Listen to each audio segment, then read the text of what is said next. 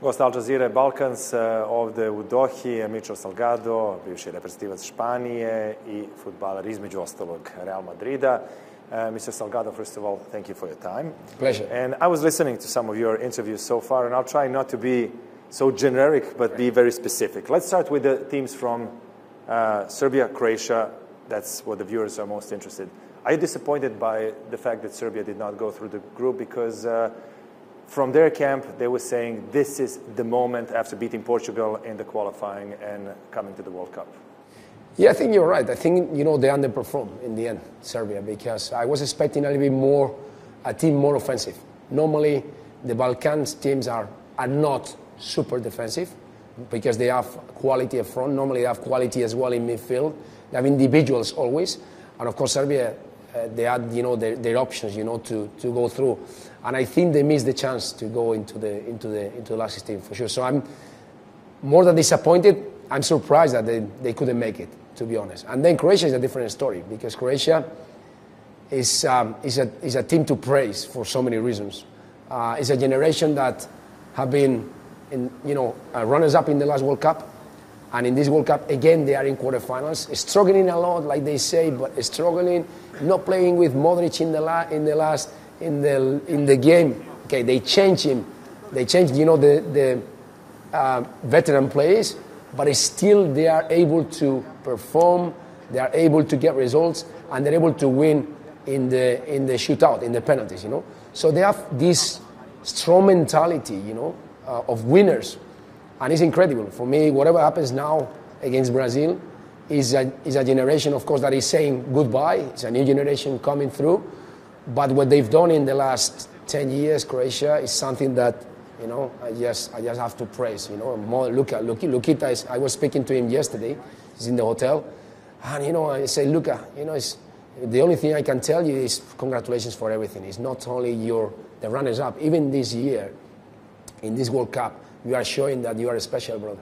But how do you explain the fact that Serbia did so well in the qualifying in the Nations League as well? And when you look at the names, it's a good team. Yeah, of course. Yes, you know the team. Yeah. And you have Croatia, and you just mentioned one detail that I liked, and the fact that their head coach got their most experienced players out of the game against Japan, and they played with. Many coaches wouldn't do that. I don't think. I don't know if you agree with me. Yesterday, Ronaldo, exactly. Left. So how do you explain that fact that Croatia has that much self-confidence and Serbia does not? I think the experience, having been a runner-up of a World Cup and in a final against France is something that is giving you as a coach, as a manager, a respect and credit. And to be honest, when a manager like the Croatian is changing in a capital game, in a difficult moment, experienced players to bring another kind of football, another kind of energy, and he's doing it. And the experienced players, they say, "You're right, no problem. I got everything in here. You need another thing to win." It's something that only managers with that credit with the players can do, and it's something that Serbia, for whatever the reason, they cannot do yet. I don't know if in the future they can do it, but they cannot do it yet. So that's the difference between, of course, Croatia right now and Serbia in this World Cup. You're right. I mean, they finished top of the group, with Portugal in there, and we were expecting a better Serbia.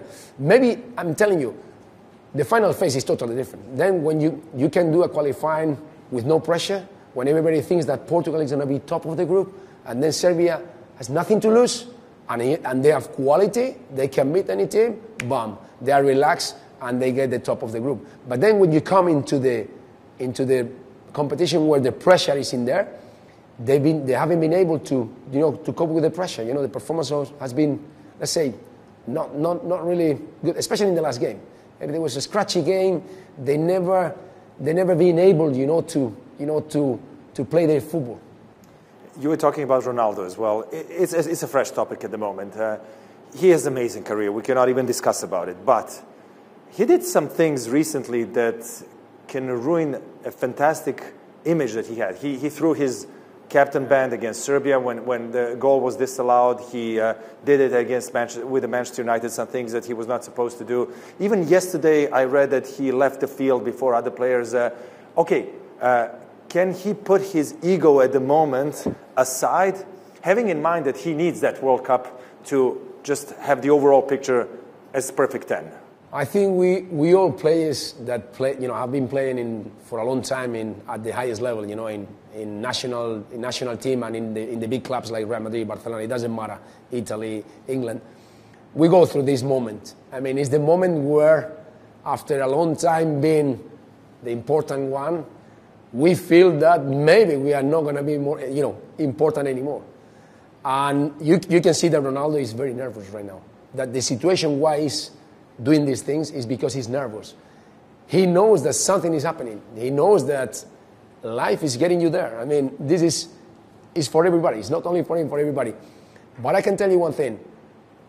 He needs to assess what is happening, of course. And one thing is that he will never give up, for sure, because he's mentally very strong. I know him. I never seen play as strong as him. That he feels that confidence, overconfidence about him. He knows that he's the one. But the problem is life always brings you down a little bit. It's part of the life. It's the moment where you are closer to your, let's say, to your fall. I've been there, everybody been there. But for him, it's very difficult because he has a special ego, yeah? And of course, because what he gave to football is given to football is crazy, outstanding. We're going to miss him a lot. But in the end, I think what he has to try is to be more calm. Right now is a difficult situation, a difficult moment, difficult situation. Being left in Man United out. Now, yesterday, being left in the national team where his proud thing is in there. It's going to be difficult for him to cope with that kind of situation. But in the end, he will need to understand that no matter how big you are, no matter what your name is, life is like that. In the end, another ones will come that replace you. It's so simple and easy.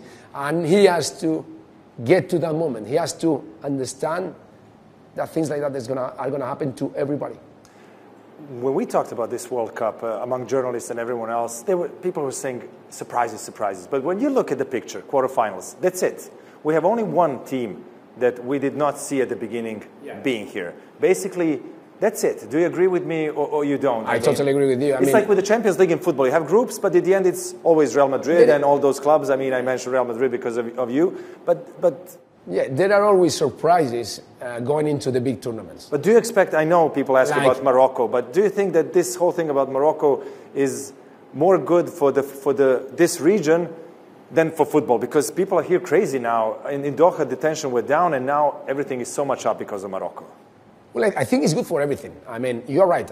You're totally right. In the end, I was having a look, not today, even yesterday, at the quarterfinals. Say all the big nations of football are backing in there.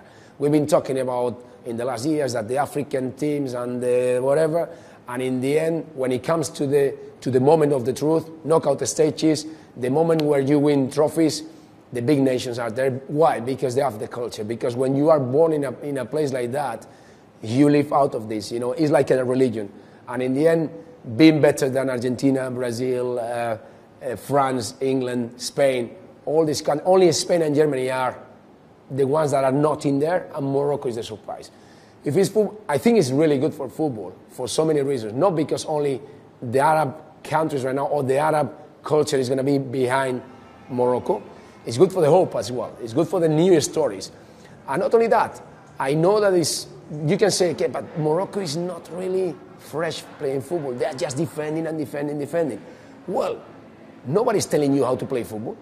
Yeah, you can win with any kind of system, with any kind of way of football. I mean, like Greece did, against us.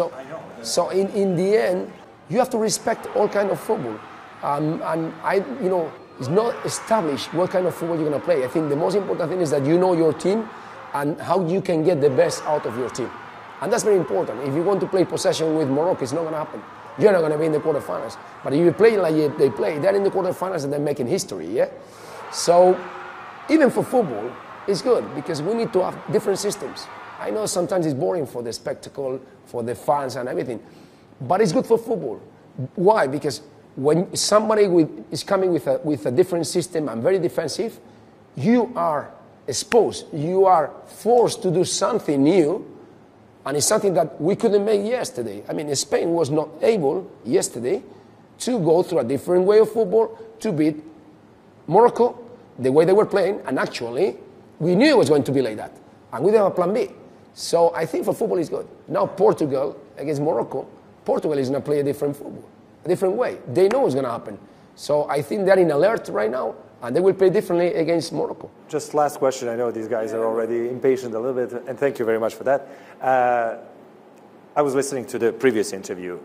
Bracket left, bracket right, Brazil, you see the favorite. You see, I think, my opinion is that you see England, France as derby and the possible opponent of Brazil. Is that how you figure out the whole tournament at the moment? Brazil is number one, watching their game and watching the ability to bring in new players on the field, and the other bracket where you have... For me, in terms of... There are two ways to win the World Cup as football. The first one is with the quality, individual quality. And of course, there is no team in the World Cup with that individual, especially with the three up front, like Brazil. They have not three, they have six. I mean, you can name the other three on the bench, and they would be the top, the top three in Spain or in Germany, whatever you want. I mean, in individual quality, I think Brazil are one step. But then there is another way, and I think there are two ways. Argentina, because they have a different mentality. They have a different mentality. They are just hard workers. They know how to compete. They know how to win. They got the T-shirt, and they go Messi. But they have a very difficult game against Netherlands. And then you go on the other side, France and England. England doing really well in the last World Cups and Euros, very, very well, but they still got this wall all the time when it comes into the final moment, yeah? And France. France, they have modern football. Transition, physicality, that is really strong. They can smash you in 20 minutes. They can smash the game because physical is bigger than any other team in this World Cup. So I think there are three different styles for my favorites, and then Netherlands is the one that can ruin my expectations or my favorites. Why? Because Netherlands have a lot of diversity. Is the squad with more variety. They can play different styles. They can play different football. They can change like that. So it's going to be interesting. I will be able to talk to you for the next 45 minutes easily. Thank you very much for everything, and I wish you all the best in your career. Thank you. Michel Salgado bio je gost Al Jazeera Balkan. Nadam se da ste uživali u ovom razgovoru i ostanite dalje za naš program. Doviđenja.